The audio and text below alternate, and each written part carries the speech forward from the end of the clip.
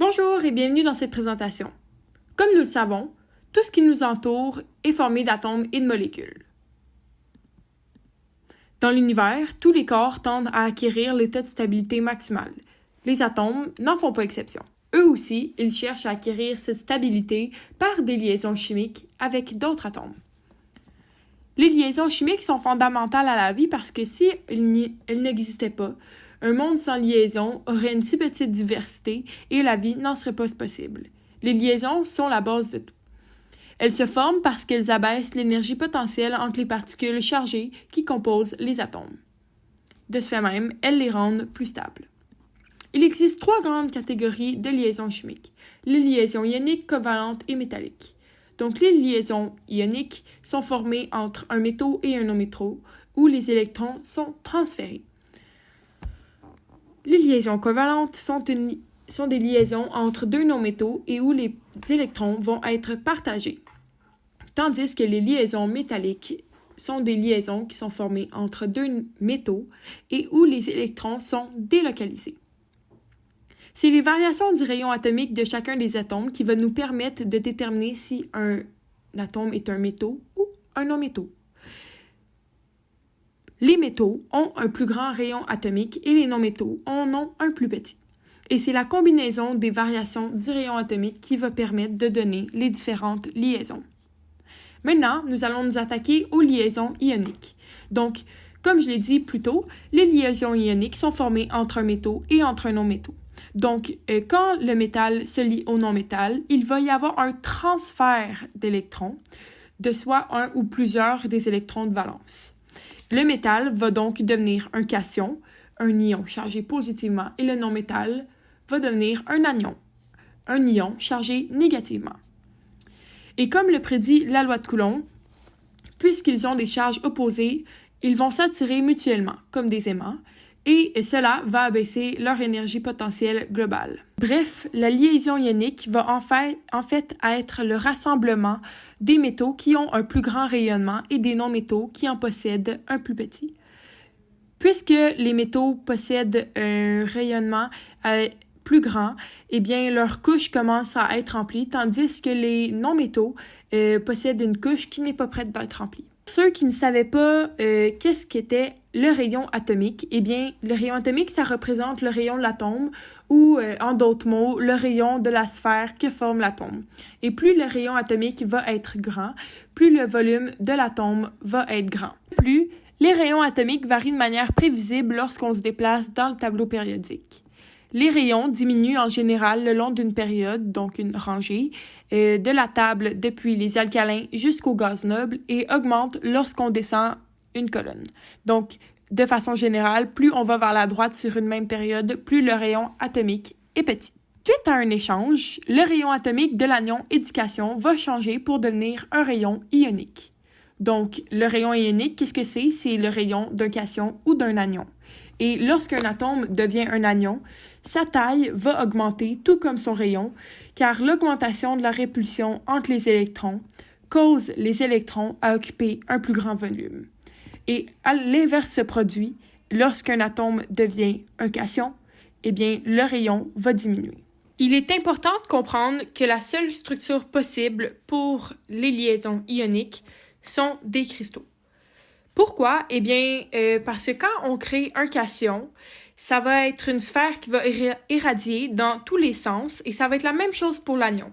Il va irradier sa négativité partout autour de lui et cela va générer un réseau cristallin.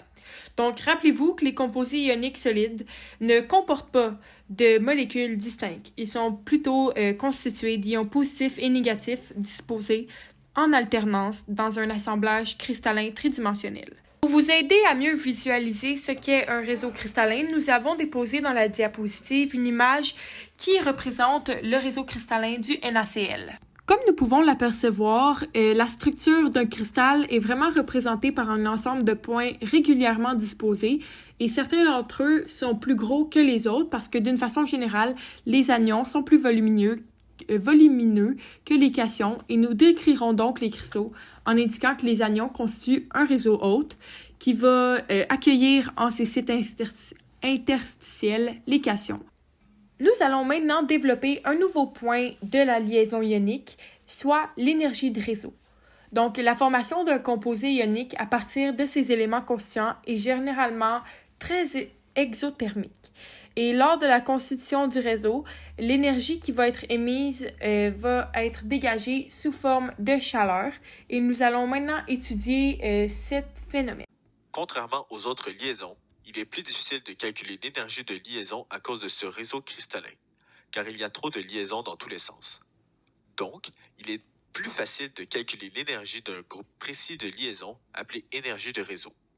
L'énergie de réseau est la somme des énergies de liaison de 1 mol d'ion. Il y a deux facteurs qui auront une influence sur l'énergie de réseau qu'un ion aura, la charge de l'ion et son rayon ionique. La charge consiste des éléments qui conçoivent la liaison. Selon leurs électrons de valence, ils auront une charge soit positive ou négative. Par exemple, dans NaF, la charge électrostatique ne sera que de -1. Donc, l'énergie de réseau sera plus petite que, par exemple, du CaO, où la charge serait de -4. L'énergie de réseau est l'énergie reliant les particules entre elles. Il y a donc une relation directe entre l'énergie de réseau et le point de fusion, qui est la température nécessaire pour briser les liens entre ces particules. Bref, plus l'énergie de réseau est grande, plus le point de fusion est élevé. Donc, pour l'exercice résolu, il faudra, en utilisant l'énergie de réseau, déterminer quel ion, entre le NaCl et le CaCl2, aurait théoriquement le plus haut point de fusion. Donc, pour la première étape, il faudra trouver la charge des ions. C'est l'étape la plus importante car c'est la charge qui influe le plus sur l'énergie de réseau. Le NaCl est composé des éléments Na, qui est un métal alcalin de la famille 1 et qui adoptera la charge de -1, et Cl, qui est un non-métal halogène de la famille 17 qui adoptera une charge +1. Ces éléments ont respectivement 1 et 7 électrons de valence. En se liant, on trouve que la force électrostatique est proportionnelle à -1. Le signe négatif indique qu'il s'agit d'une attraction entre les charges. Pour le CaCl, ces éléments ont respectivement 2 et 7 électrons de valence. On trouve alors que la force électrostatique est égale à -4. Encore une fois, le signe négatif indique qu'il s'agit d'une attraction entre les charges. Nous pouvons donc conclure que la force électrostatique de l'ion CaCl2 est 4 fois plus grande que celle du NaCl. La prochaine étape serait de trouver la distance entre les ions. Mais la distance entre les ions ne sert qu'à différencier deux ions ayant la même charge, puisque la charge est plus importante que la distance entre les ions.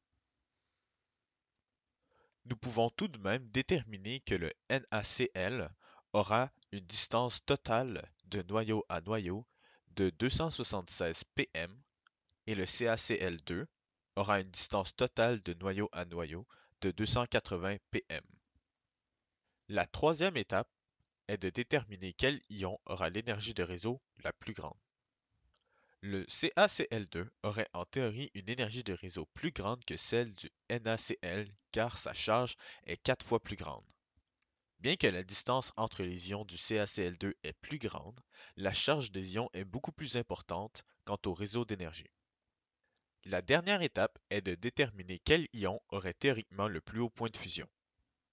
Puisque la charge du CaCl2 est plus grande, son énergie de réseau sera plus grande. Ces particules se retiendront donc mieux les unes les autres, prouvant que son point de fusion est plus élevé. Suite à cette entrée de nouvelles matières, nous espérons vraiment vous avoir fait bien comprendre ce qu'était la liaison ionique, son énergie de réseau et son réseau cristallin. Nous vous invitons à aller consulter le manuel TRO afin de renchérir les connaissances que nous venons de vous partager, que ce soit en effectuant une lecture simple ou en complétant les exercices à la fin qui pourront vous aider à mieux comprendre la théorie et la matière. Merci beaucoup pour votre écoute et à la prochaine!